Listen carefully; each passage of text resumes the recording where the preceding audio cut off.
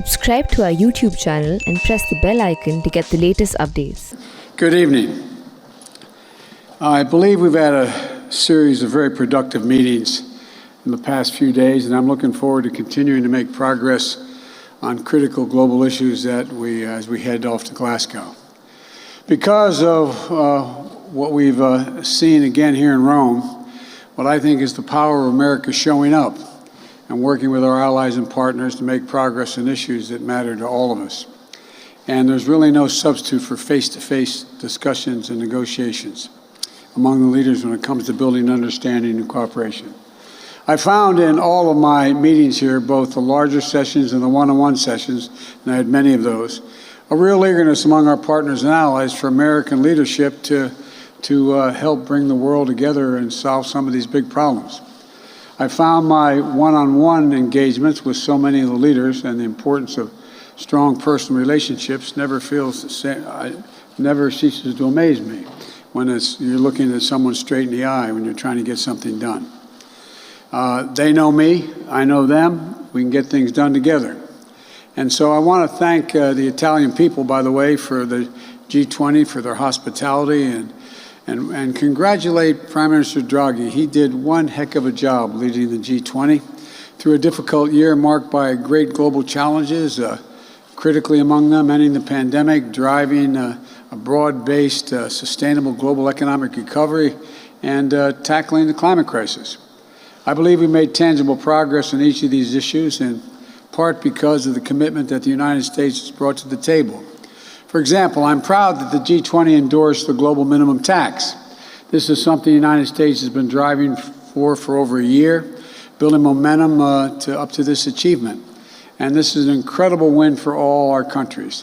Instead of nations competing against one another to attract investments by bottoming out corporate tax rates, this set a minimum floor of 15% to ensure that giant corporations begin to pay their fair share no matter where they're headquartered, instead of hiding profits overseas. We also agreed to establish a fund in the future that for countries can draw on to help prevent, if necessary, and respond to the next pandemic, prepared for the next time around. Yesterday, together with Prime Minister Johnson and Merkel and Macron, President Macron, we came together to reiterate our shared belief that diplomacy is the best way to prevent Iran from gaining a nuclear weapon, and we discussed how best to encourage Iran to resume serious good faith negotiations. And I also want to note that even as I've been here in Rome, as you might guess, and some of you I suspect doing the same thing, American reporters, been focused on the vital issues that affect American workers and families at home.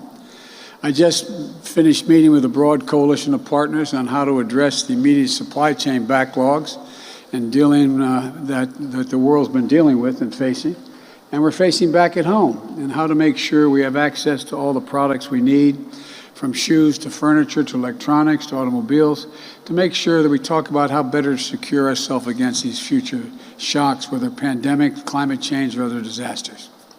And the Build Back Better framework, which is, God willing, going to be voted on as early as sometime this coming week, that I announced on Thursday, includes, for the first time ever, several billion dollars to help strengthen the supply chains to make sure we have access to everything we need. And it's going to give workers and folks making all these products just a little bit of breathing room. The Build Back Better will also going to make it easier for them to afford everything from child care while they are at work for their kids, 2 years of free high-quality preschool. And finally, today I was proud to announce, together with our close EU partners, another critical win for both American workers and the climate agenda. The United States and the European Union have agreed to negotiate the world's first trade agreement based on how much carbon is in a product, as we negotiated the steel and aluminum tariffs that were in place. We made agreement, and I might add, strong support of the U.S. steelworkers back home, and I want to thank them. I want to thank Tom Conway, who I spoke to today, President of the United Steelworkers, for his partnership in arriving at this deal. The deal will immediately remove a point of significant tension with our friends in the European Union. And it rejects the false idea that we cannot grow an economy and support American workers while tackling climate crisis at the same time. We're talking about a lot during the G20, the COP26, but we also know tackling climate crisis has been an all-hands-on-deck effort. American workers are a critical part of the solution. And now I'm happy to take some questions, and I'm told I should start with AP Zeke Miller. Zeke, you have a question? Didn't recognize you the mask on. I apologize. Thank you, Mr. President. Here in Rome, you've tried to showcase that America is back, but back at home, your poll numbers have fallen. Your party's nominee for governor in Virginia is facing a very tougher than expected race. Your party spent months trying to negotiate the centerpiece of your domestic legislative agenda. So we're 1 year now since your election. And you have done a lot in your year in office to try to turn the page on the last administration, but we've seen how presidents can turn the page very quickly from one to the other. So why should the world, believe that when you say America's back, that really it's here to stay? Because the way they reacted, you were here. They listened, everyone sought me out. They wanted to know what our views were, and we helped lead what happened here. It's just very simple. You know, if you're honest, no, you are honest, that doesn't mean to imply you weren't, but that we got significant support here, significant support. The United States of America is the most critical part of this entire agenda, and we did it. And by the way, look, the polls are going to go up and down and up and down. They were high early, then they got medium, then went back up, and now they're low. Well, look, this is, look at every other president. The same thing has happened, but that's not why I ran. I didn't run to determine how well I'm going to do in the polls. I ran to make sure that I followed through on what I said I would do as President of the United States. And I said that I would make sure that we were in a position where we dealt with climate change, where we moved in a direction that was significantly improved the prospects of American workers being able to have good jobs and good pay. And further that, I would make sure that we dealt with the crisis that was caused by COVID. We've done all of those, we continue to do them, and we'll see what happens. But I'm not running because of the polls.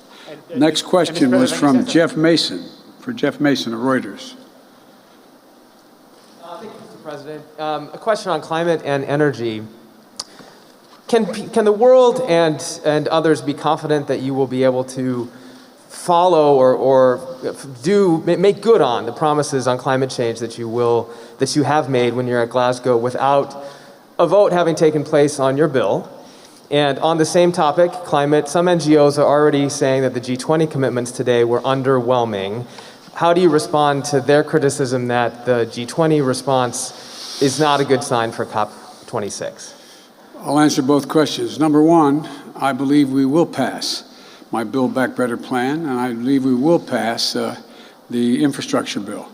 Combined, they have $900 billion in climate resistance and dealing with climate and resilience, and it's the largest investment in the history of the world that's ever occurred, and it's going to pass, in my view. But we'll see. We'll see. You've all believed it wouldn't happen from the very beginning, the moment I announced it, and you always seem amazed when it's alive again. Well, you may turn out to be right. Maybe it won't work, but I believe we'll see by the end of next week at home that it's passed. With regard to and by the way, the infrastructure bill delivers an awful lot of things in terms of everything from tax credits for electric vehicles to making sure we are able to invest literally billions of dollars in everything from highways, roads, bridges, public transit, airports, et cetera. But we'll see. And with regard to the disappointment relates to the fact that Russia and including not only Russia but China basically didn't show up in terms of any commitments to deal with climate change. And there's a reason why people should be disappointed in that. I found it disappointing myself. But what we did do, we passed a number of things here to end the subsidization of coal.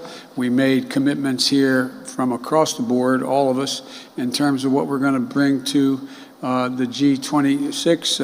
And I think, As that old trite saying goes, the proof of the pudding will be in the eating. I think you're going to see we've made significant progress, and more has to be done. But it's going to require us to continue to focus on what China's not doing, what Russia's not doing, and what Saudi Arabia is not doing. One follow-up on energy, sir. You also met with energy consumers about supply. What steps are you considering taking if OPEC Plus does not raise supply? And do you see any irony in pushing them to increase oil production at the same time that you're going to COP26 to urge people to lower emissions? Well, on the surface, it seems like an irony, but the truth of the matter is, you've all known, everyone knows, that the idea we're going to be able to move to renewable energy overnight and not have, from this moment on, not use oil or not use gas or not use hydrogen is just not rational. Certain things we can wipe out and we don't have to do. We should be moving immediately to get rid of, as they've adopted here, my proposal to end methane, to deal with a whole range of things. But it does on the surface seem inconsistent. But it's not at all inconsistent in that no one has anticipated that this year we'd be in a position, or even next year, that we're not going to use any more oil or gas, that we're not going to be engaged in any fossil fuels. We're going to stop subsidizing those fossil fuels. We're going to make significant changes. And it just makes the argument that we should move more rapidly to renewable energy, to wind and solar and other means of energy. But the idea that we're going to end and somehow, but it does on the surface, I admit to you. We're going to COP to deal with renewable energy, and I'm saying, why are you guys cutting off oil and raising the price just to make it look harder for us? But it's a legitimate question. I think, though, that if anybody thinks about it, no one ever thought that tomorrow, for example, it's going to take us between now and 2030 to have half the vehicles in America electric vehicles. So the idea we're not going to need gasoline for automobiles is just not realistic. But we will get to the point that by 2050 we have zero emissions. Jim Tankersley, New York Times. Thank you so much. I'd like to actually start by following up on Jeff's question and then ask you about supply chains as a follow-up to that. But on the question of oil prices, economists say that, when you raise the price of something, people will consume less of it. So why not allow even middle-class people around the world to pay more for gasoline in the hope that they would consume fewer fossil fuels and emit less? Well, because they have to get to their work. They have to get in an automobile, turn on the key, get their kids to school. The school buses have to run. That's the reason why. You know that, Jim. That's the reason. The idea that there's an alternative to walk away from being able to get in your automobile is just not realistic. It's not going to happen. And it wasn't intended to happen. And by the way, when the cost of a gallon of gasoline gets to above $3.35 a gallon, it has profound impact on working class families just to get back and forth to work.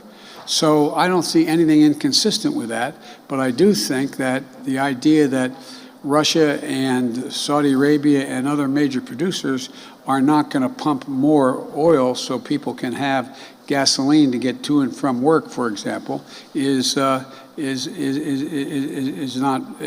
right. But and what we're considering doing with that, I'm reluctant to say before I have to do it. On supply chain, sir. One of the obviously big problems in the United States for supply chains is not having enough workers, not enough people to drive trucks to unload at ports, for example. A lot of other parts in the supply chain. Workers have not returned to the labor force in America as fast as your administration thought they would. Why do you think that is? Why aren't because they're able to negotiate for higher wages and they move from one job to another. That's one of the reasons why. A lot of people don't want to continue to do the job they did before, making $7, $8, $9 an hour. An awful lot of the truck drivers are not unionized truck drivers. They're working like hell and not getting paid a whole lot. And so what you're seeing here is a combination of the desire of people to be able to change professions, to be able to do more and take care of their families, and at the same time dealing with an issue that, in fact, we are short of workers. But worker pay has actually gone up, and we've employed 6 million people just since I got elected. So employment's up. The economy is actually, in spite of all this, still growing. You have the significant number of I forget the number, I think it was close to 60 major economists acknowledging that what's going to happen is you're going to see continued economic growth under our proposals. You had a total of 14, I think it was 14, Nobel laureate economists in economics saying this is going to, what I'm proposing, to reduce the inflation, et cetera. So there's a lot going on. Look, we really are, I know you're tired of hearing me say this, we really are at one of the inflection points in history. So much is changing, so many pieces on the table are moving. And how they get resettled depends upon the judgments we make and whether or not the United States, among others, can lead the world in a direction that's going to increase the circumstances for a higher standard of living for workers here and abroad, as well as making sure that people have an opportunity. As I said again, I used the phrase, just have a little breathing room. I meant what I said when I ran. My desire was to build this economy from the bottom up and the middle out, not from the top down. And that's what's in process of happening. But in the meantime, there's been enormous changes as a consequence of COVID on the supply chains, because why are we having trouble? An awful lot of the very factories and operations that in fact produced material that we need for supply chains, and everything from shoes to dealing with computer chips, they're out sick, they're not working. And so it's changing. The economy is changing, and the United States has to stay ahead of the curve. That's why I introduced the infrastructure bill. That's why I also introduced the Build Back Better initiative. The Washington Post, Sung Men Kim, there you are. I'm sorry, I couldn't see you. Okay. Thank you, Mr. President. On Iran, how will you determine whether the Iranians are serious about rejoining the nuclear talks, as they have indicated they will do by the end of November? And what costs are you prepared to impose on Iran if it continues to carry out attacks against the United States, such as the recent drone strikes against U.S. forces in Syria? Well, in a sense, there are two different issues. One is whether or not we get to the JCPOA, we rejoin that, and that depends. That's why I had the meetings with my colleagues here in Rome, who are part of the original group of 6 people, 6 nations that got together to say that we should negotiate a change, which I found that I think we're continuing to suffer from the very bad judgments that President Trump made in pulling out of the JCPOA. And so that's one issue, and that issue is going to depend on whether and how that gets resolved is going to depend on their action and the willingness of our friends who were part of the original agreement to stick with us and make sure there's a price to pay economically for them to fail to come back. With regard to the issue of how we're going to respond to actions taken by them against interests of the United States, whether they're drone strikes or anything else, is we're going to respond, and we're going to continue to respond. ABC, Cecilia Vega. It's hard to see you guys with the mask on. I apologize. And the masks are making my glasses fog up, so I apologize too. Thank you, sir. On climate change, you just mentioned the incentives you have on renewable energy in your Build Back Better plan. You do have a number of incentives, but as it stands right now, there are no punitive measures in this plan to hold these companies accountable, and many experts firmly believe that you've got to have the stick along with the carrot in order to get to your goal to reduce emissions by 2030 by 50%. So can you stand here today and say to the world that you definitively will still meet that goal? Yes, I can.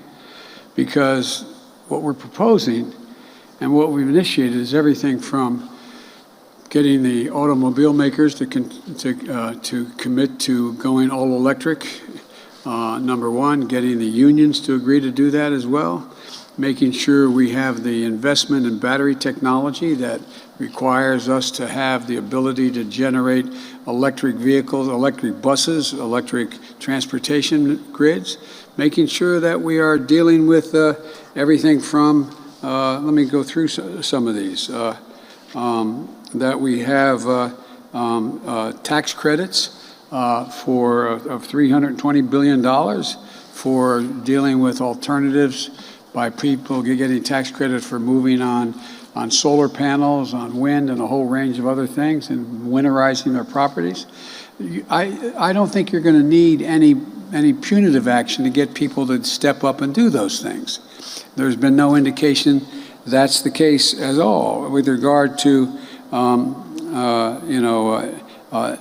there's a total of $555 billion in climate, and I'm just checking the numbers, make sure I'm right, and climate investment in terms of resilience.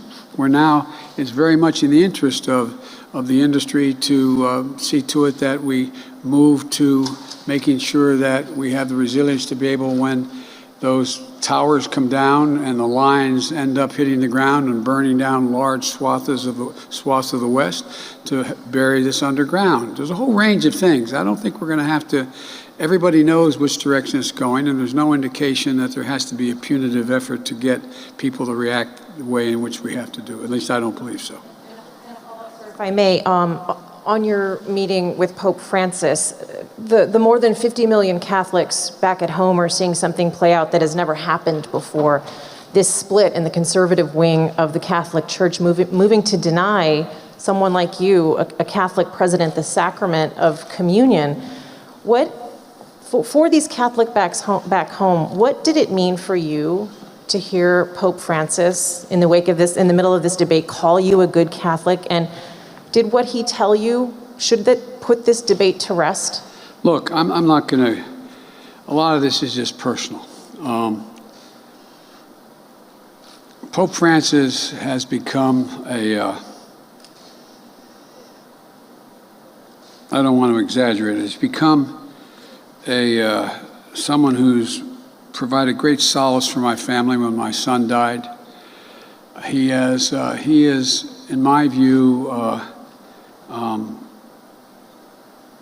there's always been this debate in the Catholic Church, going back to Pope John the 23rd, that talk about how we reach out and embrace people with differences. If you notice what the Pope said when it was asked, when he first got elected Pope, he was traveling with the press, and they said, "What's your position on homosexuality?" I said, "Who am I to judge?" This is a man who is of great empathy. He is a man who understands that part of his Christianity is to reach out and to forgive. So I just find my relationship with him one that I personally take great solace in. He is a really, truly, genuine, decent man. And I'll end by saying that, there were an awful lot of people who, and many of you, I'm not putting you in this position, I apologize, but many of you who are even in the press who went out of your way to express your empathy and sympathy when I lost the real part of my soul, when I lost my beau, my son. And my family will never forget, my extended family, because when it was only a matter of days since my son had passed away. And Pope Francis came to the United States to visit with not only President Obama, but with the Catholic Church here. And I was asked if I would accompany him to Philadelphia, to the seminary, and anyway. And I did, but it was, the wounds were still raw of the loss of my son. And I had my extended family, and you're all tired to see my extended family. They're always around, my grandchildren, my children, my wife, my daughters-in-law. And before he left and got on the plane, the Pope asked whether or not he could meet with my family. And we met in a hangar at the Philadelphia airport. And he came in and he talked to my family for a considerable amount of time, 10, 15 minutes, about my son, Beau. And he didn't just generically talk about him. He knew about him. He knew what he did. He knew who he was. He knew where he went to school. He knew what a man he was. And it had such a cathartic impact on his children and my wife and our family that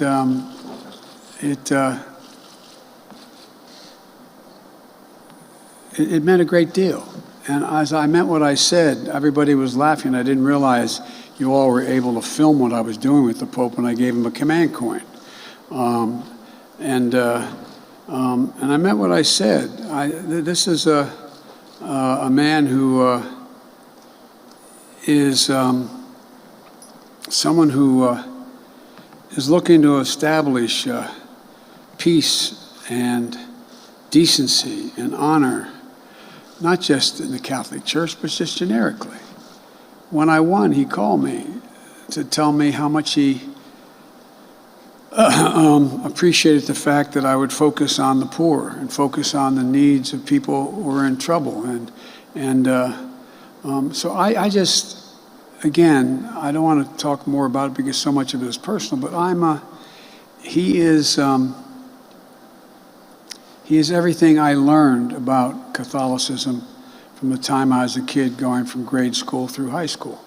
I have great respect for people who have other religious views, but he's just a fine, decent, honorable man, and we keep in touch. I thank you all very, very much for your patience. Thank you.